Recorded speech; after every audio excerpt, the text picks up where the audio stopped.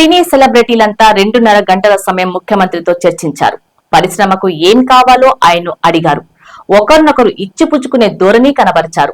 ఆ తరువాత మీడియాతో మాట్లాడిన సురేష్ ప్రొడక్షన్స్ అధినేత దగ్గుపాటి సురేష్ బాబు అల్లు అర్జున్ పై తీవ్ర స్థాయిలో పరోక్షంగా మండిపడ్డారు.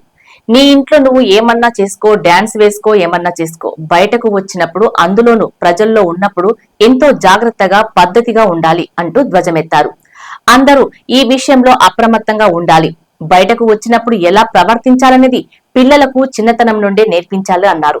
ఆ తరువాత ప్రముఖ దర్శక నిర్మాత తమ్మారెడ్డి భరద్వాజ కూడా అల్లు అర్జున్దే తప్పు అన్నట్లు చెప్పారు.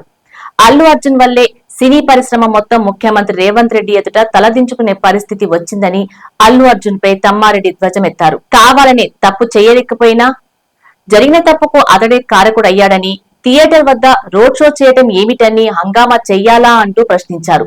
తప్పు చేసిన తర్వాత దాన్ని సరిదిద్దుకోలేమని, కానీ కవర్ చేసుకోవడానికి 100 అబద్దాలు ఆడాల్సి వచ్చింది అన్నారు. ఇదే ప్రస్తుతం ప్రభుత్వానికి కీలకంగా మారిందన్నారు.